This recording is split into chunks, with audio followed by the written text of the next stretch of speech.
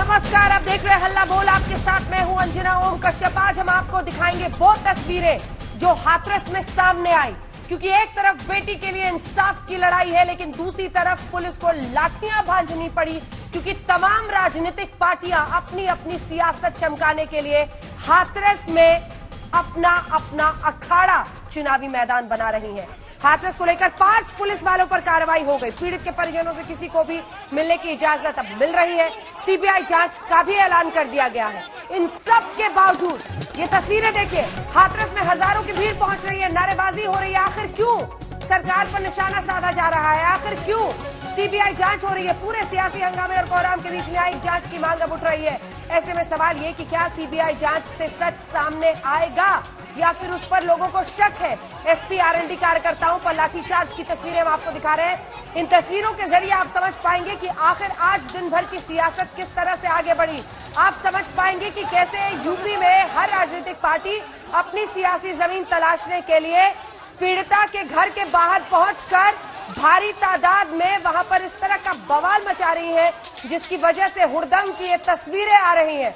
सवाल ये पूछना इसलिए जरूरी है क्योंकि संवेदना और हमदर्दी का जो सफर होता है वो कार्यकर्ताओं के हुजूम के साथ नहीं हो सकता है।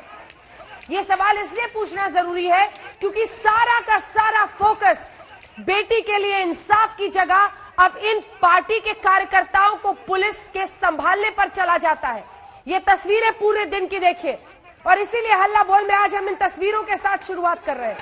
हम आपको दिखाना चाहते हैं आज दिन भर हाथरस में पीड़िता के घर के बाहर हुआ क्या है। ये तस्वीरें हैं वहां की, चाहे समाजवादी पार्टी हो, आरएनडी हो, सभी वहां पर भारी तादाद में अपने अपने कार्यकर्ताओं के साथ पहुंचे थे। क्या इसकी जरूरत थी? सीबीआई को जांच सौंप दी गई है, उसके बाद ये हंगामा क्यों? ये रिपोर्ट फिर चर्चा की शुरुआत। तमाम राजनीतिक पार्टियों के मेहमान जुड़ेंगे हमारे साथ, ग्राउंड जीरो पर आपको लिए चलेंगे। मौसमी सिंह, आशुतोष मिश्रा हमारे साथ जुड़ेंगे। ये रिपोर्ट।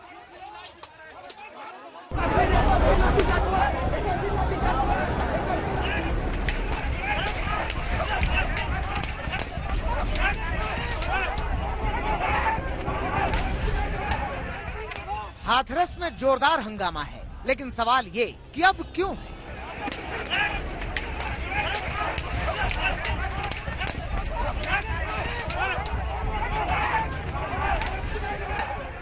क्यों समाजवादी पार्टी और राष्ट्रीय लोकदल के नेता अपने सैकड़ों कार्यकर्ताओं के साथ हाथरस पहुंच रहे हैं? क्यों राजनीतिक पार्टियां पुलिस को लाठियां भांजने पर मजबूर कर रही हैं? हर किसी को पीड़ित के परिजनों से मिलने की इजाजत है और सरकार ने जांच सीबीआई को भी सौंप दी है। तो अब सवाल खड़े क्यों किए जा रहे हैं?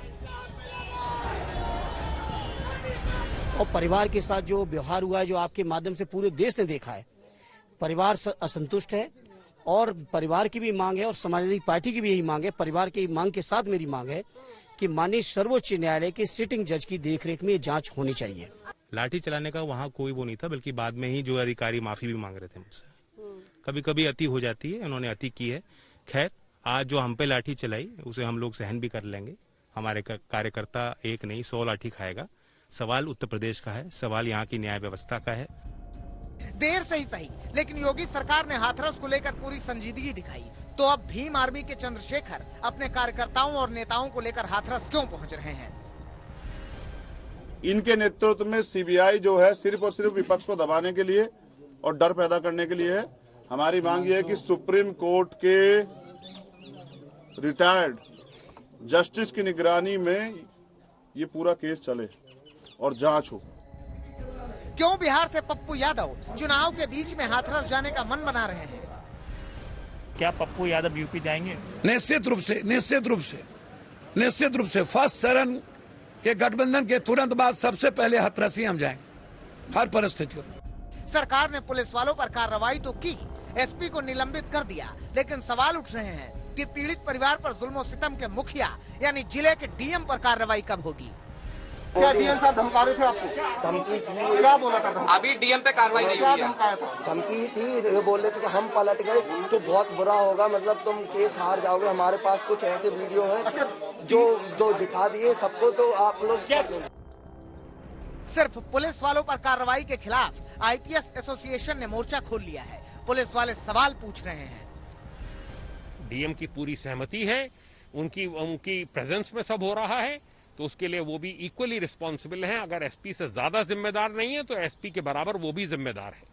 कार्रवाई अगर होनी थी तो दोनों पे होनी थी। बिल्कुल होनी थी, उन पे भी होनी थी। एडीएम एसडीएम जो इसमें इन्वॉल्व थे सबके ऊपर कार्रवाई होनी चाहिए थी। सीबीआई जांच का ऐलान और सियासी हंगामे के बीच एसआईटी ने अपनी जांच जारी रखी है, लेकिन परिवार न्यायिक जांच की मांग कर रहा है। मुख्यमंत्री ने जो सीबीआई जांच की सिफारिश की है, क्या आप लोगों की ओर से मांग की गई थी सीबीआई जांच की? सीबीआई की जांच भी अच्छी है मैम, मगर हम जो चाह रहे थे कि सुप्रीम कोर्ट के जज के द्वारा हो तो अच्छा होता। लिहाजा सियासी गलियारे से भी सवाल लाजमी है। प्रियंका गांधी ने ट्वीट किया, हाथरस के पीड़ित परिवार के अनुसार सबसे बुरा बर्ताव डीएम का था। उन्हें कौन बचा रहा है? उन्हें अविलंब बर्खास्त कर पूरे मामले में उनके रोल की जांच हो। परिवार न्यायिक जांच मांग रहा है, तब क्यों सीबीआई जांच का हल्ला करके एसआईटी की जांच जारी है? यूपी सरकार यदि जरा भी नींद से जागी है तो उसे परिवार की बात सुननी चाहिए। हाथरस पर तमाम सवालों के बीच सबसे बड़ा सवाल यह है कि क्या सीबीआई जांच से पूरा सच सामने आएगा? आज तक bureau. Professor Vishal Mishra political analyst के तौर पर हमारे साथ जुड़ रहे हैं। अभय दुबे जी प्रवक्ता कांग्रेस पार्टी के हमारे साथ जुड़ रहे हैं। अनुराग भदौरिया प्रवक्ता समाजवादी पार्टी के जुड़ रहे हैं। अरविंद वाजपेयी प्रवक्ता एलजेपी के हमारे साथ जुड़ रहे हैं। विक्रम सिंह साहब फॉर्मर डीजीपी उत्तर प्रदेश के जुड़ रहे हैं। लेकिन आप लोगों से राजनीतिक चर्चा करूं उससे पहले एक बार हाथरस की सुध लेते हैं, सीधे ग्राउंड जीरो पर आपको लिए चलते हैं। मौसमी, आज तकलीफ का दिन इसलिए है क्योंकि जहां पर सारा का सारा फोकस आज तक ने सबसे पहले उस बेटी की आवाज को उठाया, हम चाह रहे थे कि उसके लिए इंसाफ हो। रात दिन हमारे रिपोर्टर्स जागते रहे कि प्रशासन की एक भी लीपापोती से हम पर्दा हटाएं। ऐसे में अब सिर्फ और सिर्फ मामला इस बात का है कि नेताजी आएंगे, कार्यकर्ताओं की भीड़ लाएंगे, पुलिस उनसे टकराएगी, लाठीचार्ज की नौबत आएगी। मतलब सारा का सारा फोकस अब विक्टिम से इन पॉलिटिकल पार्टीज की रेस पर चला गया है। ये अफसोसनाक नहीं है तो क्या है? मौसमी, सिर्फ हिंदुस्तान में होता है अंजना, ये सिर्फ हिंदुस्तान में कि राजनीतिक दल ऐसे संवेदनशील, ऐसे दुखद पूर्व मसले में राजनीतिक रोटियां सेक सकते हैं। नेताओं का रेला आता है, कार्यकर्ताओं का रेला आता है और उसके बाद दुहाई दी जाती है कि उनके साथ जो बर्ताव है वो खराब हुआ, प्रशासन ने लाठियां भांजी। लगातार हमने आज सुबह से देखा समाजवादी पार्टी के कार्यकर्ता पूरे लाव लश्कर के साथ उनके नेता आए। अक्षय यादव, धर्मेंद्र यादव जब आए तो उसके बाद बैरिकेड जो है गिरने की नौबत आ गई और प्रशासन बिल्कुल जो है अनुशासन में लाने के लिए भीड़ को परेशान हो गया। उसके बाद जयंत चौधरी, रालोद के कार्यकर्ता आए और वो लोग बैरिकेड पे खड़े हुए थे। आसपास के तमाम संगठन जो खुद को धर्म के जात पात के ठेकेदार कहते हैं, उनके लोग भी एकत्रित हो गए। पूरी तरह से इस मसले पर सियासत हो रही है। ये सियासतदान उस दिन अंजना कहाँ थे जब आज तक यहाँ पे आधी रात को खड़ा हुआ जो नाइंसाफी हो रही थी हाथरस की बेटी के साथ, वो दिखा रहा था। देर से जगे क्योंकि उनको लगता है कि ये ऐसा मसला है, भावनात्मक जुड़ाव जनता को है, देश में गुस्सा है इसको लेकर, तो वो अपनी रोटियां सेक सकते हैं। आज ये आंगन सूना पड़ा है अंजना, यहाँ की चिरैया हमेशा के लिए उड़ गई है। अभी भी आप देखिए तो हिंदू महासभा के लोग यहाँ पे बैठे हैं, तमाम संगठन जो है, चाहे वो एनजीओज हो या राजनीतिक संगठनों का आने का तांता इतना लगा हुआ है कि एक तरीके से कहें मातम मनाने का भी मौका इस परिवार को नहीं मिला है। लगातार यहाँ पे एक तरीके से तमाशबीन पूरे इस इलाके को घेरे हुए हैं। कोई ना कोई एक जाता है तो ऐसा लगता है कि टाइम टेबल और शेड्यूल निर्धारित है और देर रात एसआईटी की टीम आ जाती है। हमें मैसेज आता है कि पीड़िता के पिता कह रहे हैं कि हमने खाना तक नहीं खाया। रात को, आधी रात को 9 बजे के बाद अगर एसआईटी की टीम आ जाएगी तो हम कैसे पूछताछ, कैसे जवाब दे पाएंगे। और उसके बाद एसआईटी की टीम वापस जाती है और आज सुबह फिर आती है। यहाँ पे आप देखिए कि अभी सीमा खुशवाहा जो कि निर्भया की भी वकील रही हैं, वो बातचीत कर रही हैं पीड़ित परिवार से और उनसे सलाह मशवरा कर रहे हैं पीड़ित परिवार की कैसे आगे इस इंसाफ की लड़ाई को ले जाना है। पर बेहद दुखद है, अगर हम राजनीति की बात करें अंजना, बेहद दुखद है क्योंकि चमकदार कुर्तों में और टोपी पहन के नेता अपने सियासी झंडों के साथ अगर ऐसी दुखद घटना पर आते हैं तो वाकई में हैं, ये देश की राजनीति और देश के राजनेताओं की स्थिति बताता है कि कैसे वो लोग एक दूसरे को पछाड़ने के लिए एक पीड़िता की जिसके साथ इतने भयावह त्रासदी हुई है उसको जरिया बना रहे हैं अपनी राजनीति साधने के लिए। बिल्कुल, आप बने रहिए मौसमी हमारे साथ। आपने हर जगह की खबर, हर तस्वीर हमारे दर्शकों तक बताई है। पूरे दिन ये जो सियासी रेस चलती रही है, आप भी आशुतोष वहां से जल्दी से जुड़े हुए, जल्दी से एक रिएक्शन, जिसके बाद मैं अन्य मेहमानों के पास जाऊंगी। सवाल यह है कि सारा का सारा फोकस इस वक्त मीडिया का भी उस बच्ची के लिए न्याय पर होना चाहिए। 19 साल की बच्ची थी। प्रशासन ने जब जब लीपापोती की कोशिश की, हमने तस्वीर सामने रख दी देश के। पूरे देश में लोगों का खून खौल रहा था कि प्रशासन ऐसा कैसे कर सकता है। अब देख लीजिए, दिन भर मीडिया में दिखाइए कि ये नेताजी पहुंचे, ये नेताजी अब यहां पर विरोध कर रहे हैं, ये नेताजी के कार्यकर्ताओं पर लाठीचार्ज हो रहा है। अब दिन भर इन पर चमकाते रहिए कैमरा। आशुतोष,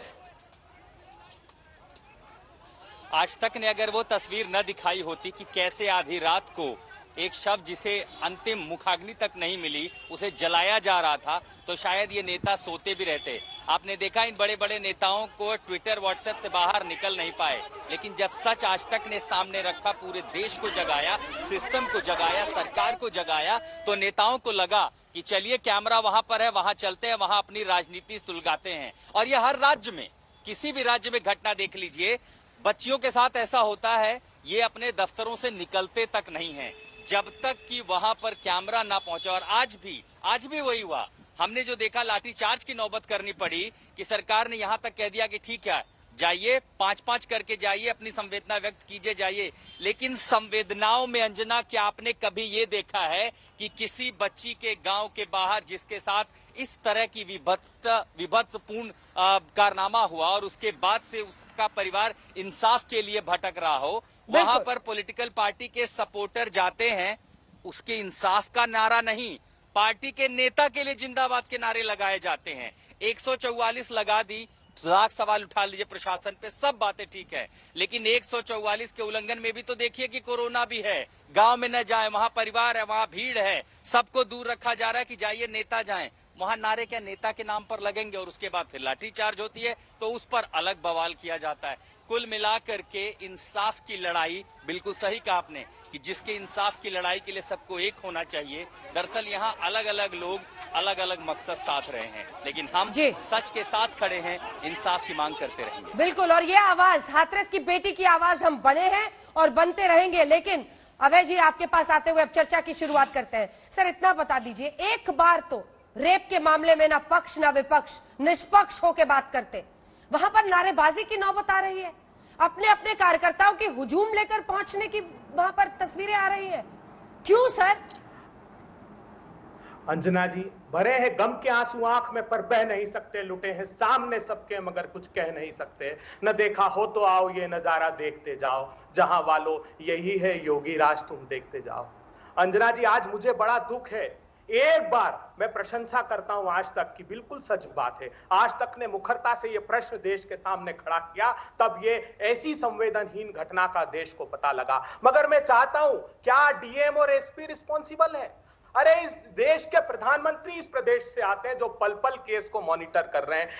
इस प्रदेश का मुख्यमंत्री जिसके इशारे के बगैर पत्ता भी नहीं हिलता, हमको एक स्वर में कहना चाहिए कि ये सारा दुस्साहस उत्तर प्रदेश के मुख्यमंत्री का किया हुआ है। क्या यह संभव है कि 14 तारीख की घटना, 15 को बच्ची को होश आया, 20 तारीख को पुलिस उसका बयान दर्ज करने गई और 28 तारीख को, जबकि एमएलसी जो थी पहले दिन की, जो बहुत महत्वपूर्ण तथ्य माने जाते हैं, उसमें साफ बात रेखांकित की गई थी कि बच्ची की स्थिति क्रिटिकल है, उसका संज्ञान नहीं लिया गया। हाँ। क्या ट्यूबिक हेयर की जांच की गई अंजना जी? क्या उसके नाखूनों से सैंपल लिया गया? क्या उसके कपड़ों से और आरोपियों के डीएनए से मैच किया और पुलिस ने कह दिया बलात्कार तो आप ही के बनाए हुए इस नियम से, अभय जी, तो आप ही के इस नियम से राजस्थान में अगर कोई अपराध हो इस तरह का, तो उसके लिए किसको जिम्मेदार ठहराए?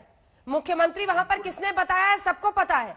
आप सीधे प्रधानमंत्री पर वार कर रहे हैं, तो बताइए राजस्थान के लिए किस पर जिम्मेदारी डाली जाए? और मुझे ये बताइए ना, यहां पर तो एसपी और डीएम क्लीन चिट दे रहे थे, एडीजी सीधे कह रहे थे रेप नहीं है, लेकिन वहां पर तो मुख्यमंत्री ने बता दिया, जांच पूरी होने से पहले लिख दिया कि लड़कियां अपनी मर्जी से गई थी, तब आपका जमीर आपका नहीं जागता, तब आपको तकलीफ नहीं होती, तब आपका मन नहीं करता सर कि एक कविता में बारा और सिरोही और तमाम जयपुर ऐसी जगहों के लिए भी एक कविता रच दूं और एक कविता पढ़ दूं, जगा दूं राजस्थान के मुख्यमंत्री को और बता दूं कि वही जिम्मेदार है, मांग लूं उनका इस्तीफा। नजर नवाज नजारा बदलने जाए कहीं, जरा सी बात है मुंह से निकल न जाए कहीं। उत्तर प्रदेश में एक तो दरिंदगी की उन दरिंदों ने, मगर दूसरी दरिंदगी की है वहां की सरकार ने, वहां की व्यवस्था ने। अगर किसी दूसरे प्रदेश की व्यवस्था ये दरिंदगी करने पर आमादा हो तो कोई भी राजनीतिक दल की सरकार हो, किसी को नहीं छोड़ना चाहिए, किसी को नहीं छोड़ना चाहिए। अंजना जी, किसी भी राज्य के पिछले 4 दिन से पूछ रही हूँ, हर कांग्रेस पार्टी से के प्रवक्ता से पूछ रही हूँ, अशोक गहलोत का ट्वीट पढ़ पढ़ के पूछ रही हूँ, जब मुख्यमंत्री खुद लिखते हैं एक रेप के मामले में जहां मामला दर्ज है, जहां जांच चल रही है, वहां मुख्यमंत्री खुद जब लिख देते हैं कि लड़कियां अपनी मर्जी से गई थी, तो फिर क्या आप लोगों की का जमीर नहीं जागता है सर? हमारा अंजना जी, वहां क्या फॉरेंसिक रिपोर्ट को बदला गया? क्या वहां दबाव डाला गया परिवार पर कि मुख्यमंत्री ने क्यों लिखा? बलात्कार की रिपोर्ट नहीं दर्ज कराई? मुख्यमंत्री ने क्यों लिखा? मुख्यमंत्री क्यों जांच का इंतजार नहीं किया? प्रदेश इससे बड़ी लीपापोती क्या हो सकती है? मैं पूरे दायित्व से, पूरी जिम्मेदारी से कहता हूं, ऐसे घृणित कृत्य में कोई साथ खड़ा नहीं होगा। ये आजाद भारत के इतिहास का पहला ऐसा उदाहरण तो रच डालिए कविता। ने भी कई बार बलात्कार किया। बात कविताओं की रटने की नहीं है अंजना जी। कविता। आज इस पूरी घटना में देखिए, आप बार बार दोषी बोलिए, पीड़िता को क्यों दोषी बनाते हो? हमें राजनेताओं को, अगर ये क्यों कहते हो लड़की अपनी मर्जी से गई थी? राहुल गांधी ने, प्रियंका गांधी जी ने, अगर वो ये निर्णय नहीं लेते और उत्तर प्रदेश की सरकार को जागृत नहीं करते, तो वहाँ के डीजीपी, वाजपेयी जी जवाब दीजिए, वहाँ के होम सेक्रेटरी सवाल तो सुनिए। एक सेकेंड कलेक्टर के कलंक पर, नहीं मिस्टर वाजपेयी पहले सवाल सुनिए पहले। कलेक्टर के कलंक पर लीपापोती क्यों की कर रहे? एक सेकंड सुनिए वाजपेयी जी, पहले कलेक्टर पर जवाब दीजिए। कलेक्टर के कलंक पर जवाब दीजिए। एक सेकंड आवाज नीचे कीजिए इनके। एक सेकंड नहीं वाजपेयी साहब, भाषण के लिए नहीं है, सवाल का जवाब दीजिए। कलेक्टर के कलंक पर क्यों लीपापोती हो रही है? कौन बचा रहा है उनको? कौन है ऊपर वाला जो बचा रहा है उनको? ये सवाल आज तमाम सियासी पार्टियां ही नहीं पूछ रही है, देश भी पूछ रहा है। इन्वेस्टिगेशन एसआईटी को जो सुप्रीम कोर्ट ने डायरेक्शन दी है निर्भया के केस में, उसमें 7 दिन में एसआईटी होनी चाहिए कि नहीं होनी चाहिए? अच्छा, एसपी जो कर रहे थे वो डीएम को पता नहीं था? एसपी जो कर रहे थे डीएम को पता नहीं था? तुरंत कंपनसेशन दिया। आप तो जानते हैं सर, आप तो जानते हैं एडमिनिस्ट्रेशन कैसे चलता है। आईपीएस एसोसिएशन ने भी कहा है डीएम की जानकारी से सब कुछ होता है, डीएम के निर्देश पर सब कुछ होता है। डीएम को कौन बचा रहा है, क्यों बचा रहा है? जवाब दीजिए। तो डीएम के खिलाफ एक्शन होना चाहिए, बिल्कुल होना चाहिए। कौन बचा रहा है? ऊपर वाला कौन है? ऊपर वाला कौन है? संज्ञान लिया है हाईकोर्ट ने, सुओ मोटो संज्ञान लिया है। बिल्कुल, उन्होंने सबको तलब किया है। नौबत पैदा कर दी उत्तर प्रदेश सरकार ने, मीडिया में भी दिखी है, उसके खिलाफ ये प्रशासन कार्रवाई करेगा, मुख्यमंत्री कार्रवाई करेंगे। देखिए कुछ प्रोसेस होता है, उस प्रोसेस को फॉलो करने में टाइम लग रहा है। ये सरकार अंधे बहरी सरकार नहीं है, फौरन एक्शन लिया है, हर क्षेत्र में एक्शन ले रही है। देखिए घटना जो हुई उसके लिए हमारे पास शब्द नहीं है, बिल्कुल शब्द नहीं है। लेकिन आप ये नहीं कह सकते जल्दी से आशुतोष, प्रशासन हमारे सहयोगी हैं वहां से। एक सेकंड, आ रही हूँ जल्दी से आशुतोष हाथ उठा रहे, जल्दी से आशुतोष। अंजना 2 सवाल बेहद कम समय में, सिर्फ मैं 2 सवाल पूछना चाहूंगा। आपने हल्ला बोल में सत्ता पक्ष को बुला रखा है, लाख सफाइयों में सिर्फ इतना बता दें कि अगर सरकार कह रही थी कार्रवाई करने के लिए, तो कार्रवाई इन्हीं अफसरों पर करनी थी। ऐसी कार्रवाई की कि एसआईटी की कार्रवाई में उन्हीं के कार्रवाई करने वाले 5 पुलिस वाले निपट गए। दूसरा, जहां कमिश्नरेट नहीं होता है वहां पुलिस सिर्फ कठपुतली होती है, वहां सारे आदेश डीएम देते हैं। ऐसे में अगर आईपीएस एसोसिएशन कह रहा है कि सारा ठीकरा हम पर क्यों फोड़ा जा रहा, आदेश तो अफसर देते हैं, डीएम देते थे, तो उन्हें क्यों बचाया जा रहा है? 2 सवाल सिर्फ। बिल्कुल, और एडीजी को कौन बचा रहा है? मैं तो सीधा पूछती हूँ। एडीजी ने मुझे आके आज तक पर बताया था कि रेप की कोई भी बात नहीं है, रेप नहीं है। फिर आखिर सवाल ये उठता है कि ये जल्दबाजी क्यों है वाजपेयी जी? क्यों इतनी लीपापोती हर कदम पर? आप लोगों ने इस मामले को इतना बड़ा बनाया है, 4 आरोपी पड़े गए थे। मुझे आम लोग फोन करते हैं सर कि 4 आरोपी जब पकड़े गए थे, जब उन पर आरोप लग रहा था, तो ये लीपापोती की जरूरत क्या थी? ये हम दावे के साथ कह सकते हैं। ये मोदी की सरकार, योगी की सरकार ये छुपा के कोई काम नहीं करने वाली है या किसी को बचाने वाली नहीं है। देखिए ये इतिहास भी बता रहा है। देखिए इस पे बिल्कुल नहीं हो गई, नहीं की जा सकती है। अब क्या बचा है सर करने को? ये आप मान के चलिए, अब कुछ बचा ही नहीं है सर। डीएम के खिलाफ भी होगी, अब कुछ नहीं बचा है। बस इतना निवेदन है, अगर आपके जरिए सरकार सुन रही हो तो सुने। परिवार अभी भी कह रहा है कि उन्हें डर भय है, क्योंकि अलग अलग जातियों के लोग वहां पर पहुंच रहे हैं। कई लोग धमका रहे हैं, कई राजनीतिक पार्टियां भी धमका रही हैं। ये उनका आरोप है जो हमारे सहयोगी वहां से बता रहे हैं। इतना ही कहना है बस कि परिवार को हर तरह की सुरक्षा मिले, उनको जो भी कानूनी सहायता चाहिए, जिस वकील से वो ले करे, उनको करने देना चाहिए। आपने चारों आरोपियों को पकड़ा हुआ था, इस लीपापोती की जरूरत क्या थी? लेकिन जरूरत अनुराग भदौरिया जी उस हुड़दंग की भी नहीं थी जो आपके पार्टी के कार्यकर्ता वहां पर जाकर कर रहे हैं। ये लाल टोपी वाली तस्वीरें दिखाइए। ये क्या आपको ट्वीट करने के लिए वीडियो चाहिए था सर? ये क्यों करने की जरूरत थी? क्या निर्भया के घर पे इस वक्त उन दिनों पर लोगों की ऐसी भीड़ पहुंचती थी राजनीतिक पार्टियों की बवाल करने के लिए? लोगों ने जगह चुनी ना उसके लिए। इंडिया गेट गए, जंतर मंतर गए, आंदोलन किया। आप उसके घर के बाहर, जहां पर पहले ही ऐसी संवेदनशील और तनावपूर्ण स्थिति है, ये क्या चमकाने जा रहे हैं सर? ये क्या चमकाने जा रहे हैं आपके कार्यकर्ता? अंजना जी, सबसे पहले तो आज तक को बधाई कि उन्होंने रात की जो जलती हुई फोटो जो दिखाई है उसके अंतिम संस्कार की, उसके लिए वाकई बधाई का पात्र है। और उनकी वजह से ही ये पूरे हिंदुस्तान में इस तरह का एक माहौल बना है।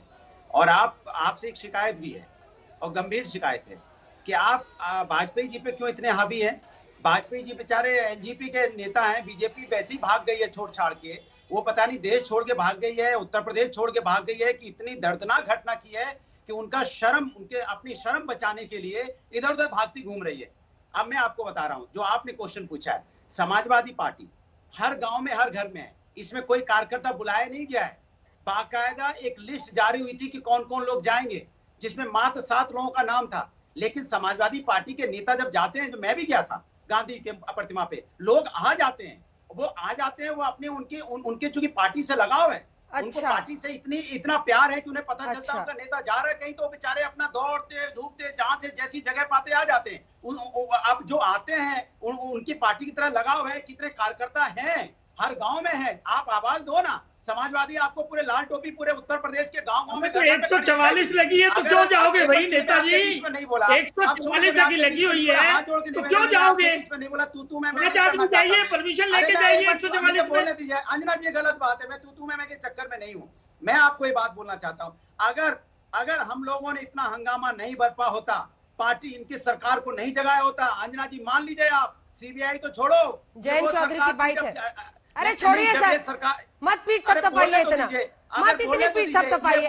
जयंत चौधरी की बाइट है, जयंत चौधरी की बाइट है। अनुराग जी, अनुराग जी, अनुराग जी, अनुराग जी, जयंत चौधरी की बाइट है जिसमें वो कह रहे हैं कि हमारे कार्यकर्ता पीठ पर लाठी खाएंगे। आप लोगों को पता था कि कार्यकर्ताओं का हुजूम पहुंच रहा है। Mister Bhadauria, mister Bhadauria, mister Bhadauria, किसको बचाया जा रहा है? मिस्टर भदौरिया, किसको बचाना चाहती है? मिस्टर भदौरिया, जो बाइट दे रहे हैं, मुख्यमंत्री क्या जा नहीं सकते? हथरस क्या है? मुख्यमंत्री हो गए तो इतने बड़े हो गए कि हथरस नहीं जा सकते? वो बच्ची के घर नहीं जा सकते मुख्यमंत्री जी? मुख्यमंत्री जी बैठ के वहां पे आदेश दे रहे, जाए बच्ची के घर, उसके माँ से मिले, पूछे क्या हुआ था, तो मुख्यमंत्री जी वहां से कह रहे हैं जातीय दंगा होना चाहता है। कौन कराना चाहता है? फिर आपकी अखिलेश यादव जी कहाँ है? कैसी आपकी कानून व्यवस्था है? कैसा आपकी पुलिस सिस्टम है? अखिलेश यादव जी कहाँ है? आप इस चीज को रोक नहीं पा रहे, इसके मतलब आप अखिलेश यादव जी कहाँ है? जंगल राज हो गया, आपके हाथ में नहीं है। आवाज जा रही है क्या इनको? मेंटेन नहीं कर पा रहे, पीसीआर जा रही है, कंट्रोल अच्छा जा रही है, साफ जा रही है, रहने लायक नहीं है। ठीक है, पीसीआर से अखलाक बता रहे हैं, साफ जा रही है आवाज, जा रही है आपको आवाज। अखिलेश यादव, अखिलेश यादव कहाँ है? आप अंजना जी आपको शायद मालूम नहीं होगा कि आप बोल रहा हूँ ना, आपको शायद मालूम नहीं होगा कि समाजवादी पार्टी का हर एक कार्यकर्ता अखिलेश यादव है। और अखिलेश यादव खुद समाजवादी पार्टी के अखिलेश यादव जी भारतीय जनता पार्टी की नहीं है जी। मोदी जी जाएंगे, जी अखिलेश जाएगा, जी अखिलेश जाएंगे। अखिलेश यादव जी नहीं थे तो क्या समाजवादी पार्टी कार्यकर्ता हुआ नहीं है? जी अखिलेश, हर कार्यकर्ता, अभी आप ही कह रहे थे ना योगी जी को जाना चाहिए। अखिलेश यादव जी, जी अखिलेश जी पार्टी के एक कार्यकर्ता है। जी, जी अखिलेश जी, जी अभी आप ही कह रहे थे कि योगी को जाना चाहिए। हाँ जी अखिलेश जी, हर कार्यकर्ता अखिलेश जी है। जी अखिलेश, जी कार्यकर्ता अखिलेश यादव है। चलिए दिखाइए, फुल स्क्रीन पर दिखाइए कितने अखिलेश आज वहां पहुंचे थे। जी बिल्कुल, हर कार्यकर्ता अखिलेश यादव है। और जयंत चौधरी ने खुद ही कहा था कि हमारे कार्यकर्ता पीठ पर लाठी खाने को तैयार हैं और वो खाएंगे लाठी।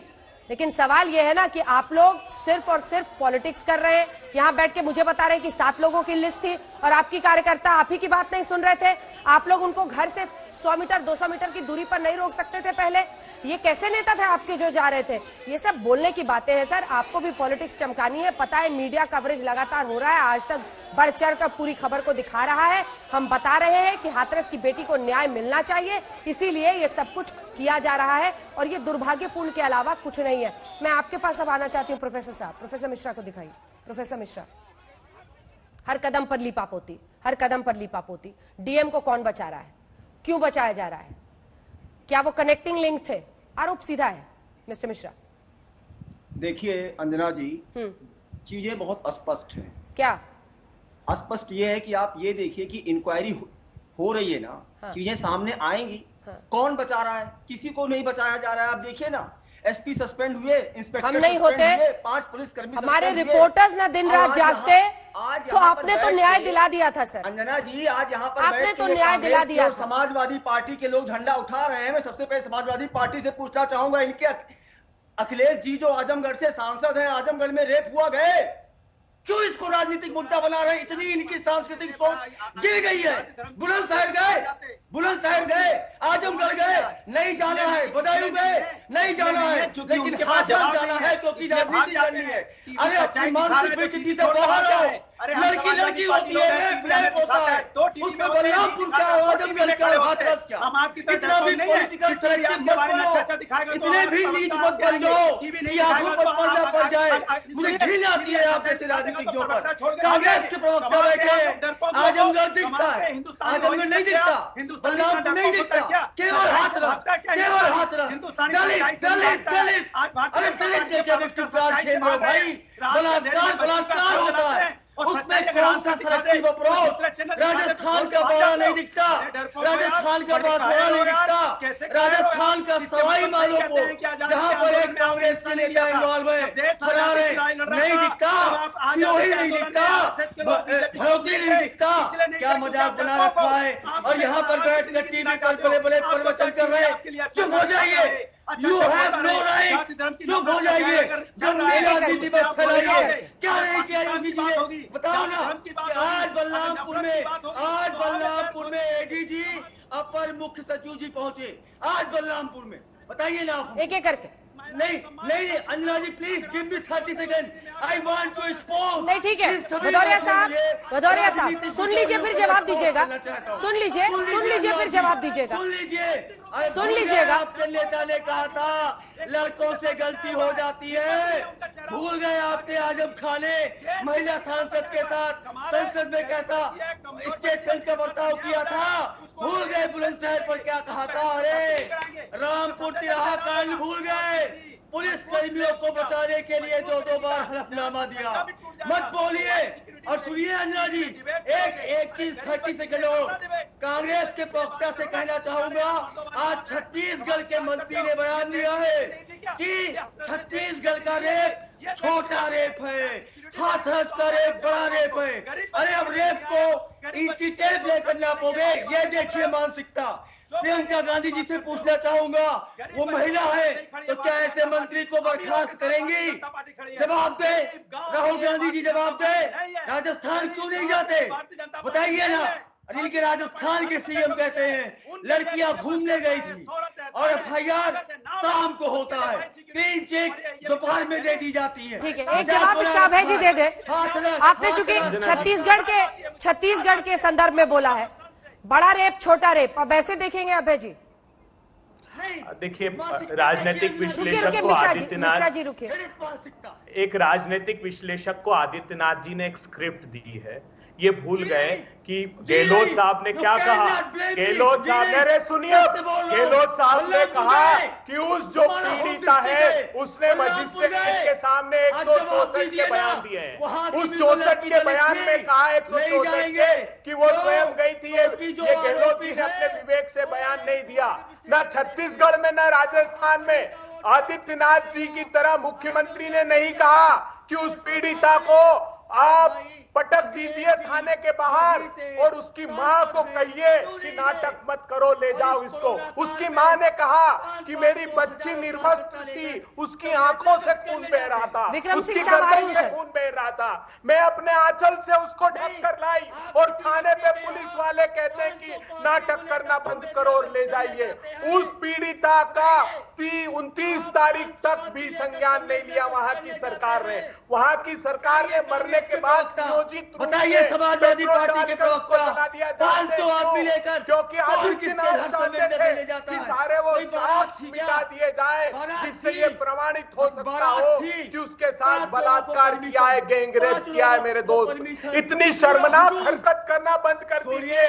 आदित्यनाथ जी को कहिए जब पाप का हिसाब ऊपर वाला लेगा तो वो इन सारी चीजों का संज्ञान लेगा, वो छोड़ने वाला नहीं है। इससे ज्यादा शर्मसार कर देने वाली कोई बात हो सकती है? एक पूरी की पूरी सरकार एक दलित जिस देश में हम जीते हैं नियोजित षड्यंत्र करे, वहां पर रेप पर भी, रेप जैसे संगीन मुद्दे पर भी लोगों का स्टैंड इस बात पर निर्भर करता है कि वहां पर किसकी सरकार है। रेप को भी छोटा रेप, बड़ा रेप, ज्यादा बड़ा रेप, ये सब कुछ कहा जाता है। सवाल ये नहीं है, सवाल ये है कि लीपापोती जो हर कदम पर हुई और ये जो पॉलिटिक्स हम प्ले आउट करते देख रहे हैं, तो ध्यान बढ़ता है न्याय से।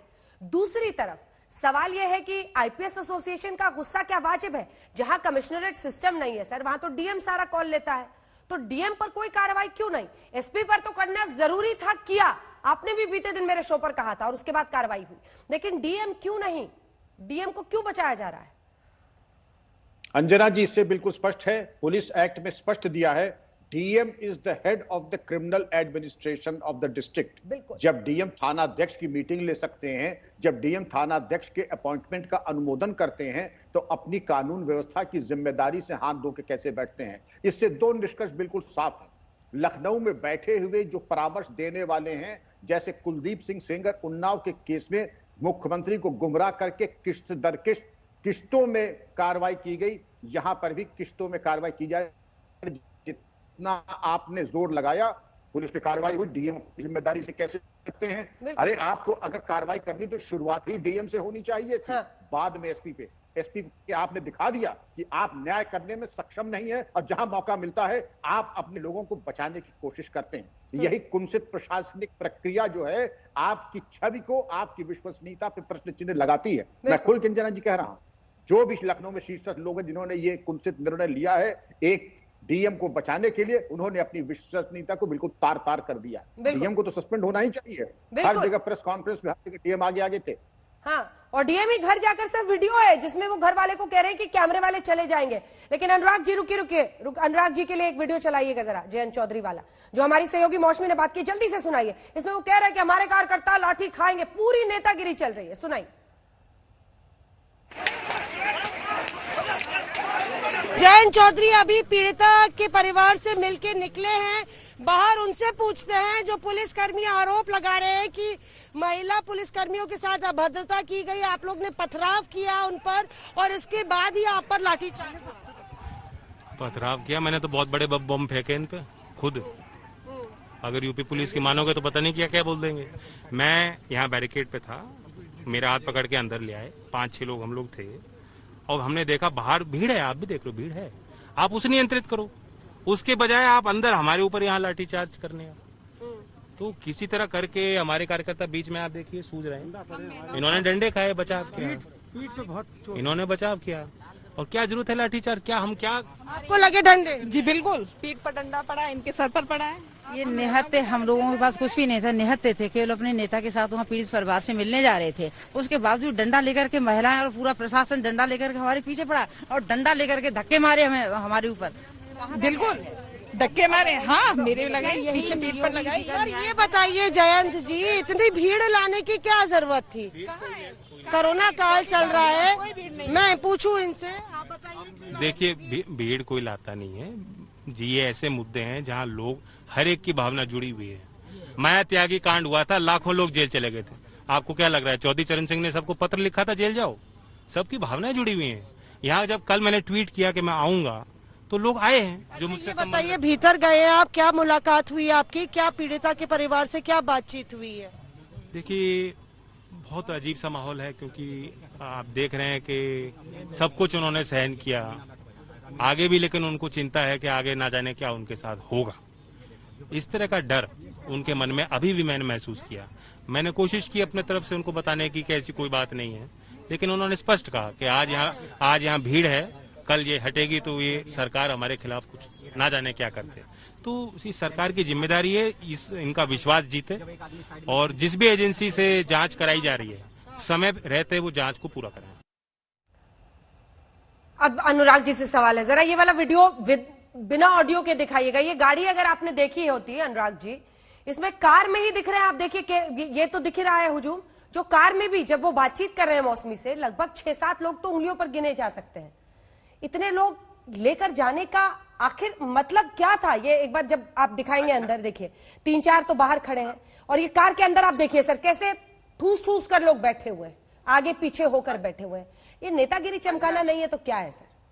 अंजना जी, आपके लिए बहुत आसान होता है क्योंकि आप लोग स्टूडियो में बैठते हैं, एसी लगा है। हम लोग नेता हैं, जब घर से बाहर निकलते हैं तो भावनाएं ऐसी जुड़ी होती हैं कि आप किसको मना करोगे, जबरदस्ती घुसते हैं। ये प्यार है, क्योंकि हम लोग की जनता के साथ जुड़े हुए हैं। ऐसे तो नहीं है कि अकेले बैठे हैं। आपने जब हमारे पर भी लाठी चली तो हम भी वहां पे हाथ जोड़ के गांधी जी के सामने बैठे थे। फिर क्यों लाठी चला दी थी भाई? क्या हम बम फोड़ रहे थे? क्या नारेबाजी भी नहीं कर रहे थे? तब भी आके दे दनादन लाठी। मतलब लाठी चलाना तो उनके लिए ऐसा हो गया जैसे लगता है लाठी चला के हम इसके दमनकारी जनरल डायर की वाली स्थिति में आ गए कि मतलब सबको घर के अंदर बंद कर दो, इसकी डेड बॉडी जला दो, कोई निकलेगा नहीं घर के बाहर, धरना करेगा तो लाठी मारना शुरू कर दो। दो बातें अगर आप देखोगे, अगर आप देखोगे तो वहाँ पे मिस्टर भदौरिया आवाज नीचे कीजिए, 2 बातें इनको सुनाने दीजिए। मिस्टर भदौरिया ध्यान से सुनिएगा, आज तक पर आपको कोई भी ऐसा एंकर नहीं मिलेगा जो सिर्फ एसी स्टूडियो में बैठता हो। एंकर यहां पर वही है जो जर्नलिस्ट है, जो ग्राउंड पर भी रिपोर्ट्स करता है, कवरेज करता है। बिल्कुल है। ये अलग बात है कि आज मैं स्टूडियो में हूं, इस खबर पर हमारे अन्य रिपोर्टर्स मोर्चा संभाले हुए हैं। तो ये जो आपने कटाक्ष के साथ शुरुआत की थी ना, हरे कुर्ते वाले अनुराग भदौरिया जी, इसकी कोई जरूरत थी नहीं, क्योंकि कटाक्ष करने पर आप उतरिएगा तो हम भी 100 बातें बोल सकते हैं। हमने भी आपके पीठ की लाठी दिखाई थी सर, जो आपने अपनी बॉडी दिखाने के लिए उठाई थी, वो हमने दिखाई थी। आपको पूरा फुटेज पड़ा था। नहीं, आपने अन्यथा नहीं ले रही हूँ, आपकी नीयत सबको समझ में आती है और आपका रंग भी सबको समझ में आता है। दिक्कत ये है ना, दिक्कत ये है कि आप सुझाव मानेंगे नहीं, आप ये समझेंगे नहीं कि लड़की के लिए न्याय से फोकस मत हटने दीजिए। जी मेरी बात तो सुनिए, आप ये नहीं मानेंगे। पहले ही कर दी कि आज तक ने रात के अंधेरे वाली वो फोटो दिखाई। आपकी तारीफ के लिए नहीं किया हमने, तैयार हूँ आपकी तारीफ के लिए नहीं किया, ना कुछ चमकाने के लिए। काम होता है, आप लोग समझिए, नहीं चल पाते आप। नहीं, आप लोग समझिए इस बात को। नहीं अकेले चला जाता, खूब चला जाता, नहीं मिलता, खूब चला जाता। आप एक सेकंड सुनिए ना, आप सुनिए एक बात, आप सुनिए एक बात। आप अपनी जो कुर्ता उठाकर पीठ वाली लाठी दिखा रहे थे, वो हमने खूब दिखाया है। ऐसा नहीं है कि हम आप लोगों की आवाज नहीं पहुंचा रहे। और उस दिन मैंने ये सवाल भी नहीं पूछा, क्योंकि आपने दूसरी जगह पर किया था अपना विरोध प्रदर्शन। पूछा था मैंने, आप उस दिन बैठे थे मेरे साथ लाइव, पूछा था मैंने आपसे। लेकिन अब जब पीड़िता के घर के बाहर ये तमाशा रोज का चल रहा है ना, तब ये सवाल पूछा जा रहा है। इसकी गंभीरता को समझिएगा। ये किसी की भी बेटी हो सकती थी, ये मेरी, आपकी, हम सब की बेटी है। और इसीलिए ये समझिए कि पीड़िता के घर के बाहर ये ड्रामा बंद होना चाहिए। फोकस न्याय पर रहने दीजिए, फोकस न्याय पर रहने दीजिए। अच्छा मुझे बोलने दीजिए, 2 मिनट दीजिए। देखिए ये जो लाठी चलाने का संस्कृति जो बीजेपी ने पाला है, कार्यकर्ता आते हैं चुपचाप खड़े रहते हैं, वो ये लाठी जानबूझ के चलाते हैं जिससे तितर बितर हो, माहौल खराब हो, इनको एक माहौल मिले। क्यों लाठी चला रहे भाई? वो चुपचाप खड़े चले जाएंगे। वो वो खड़े, इस देश की पब्लिक है, आप लाठी चला दे तो जबरदस्ती लाठी चलाते हैं। वाजपेयी जी जवाब चला के माहौल खराब करना चाहते हैं। ये तो पूछ लो, अगर इनकी पुलिस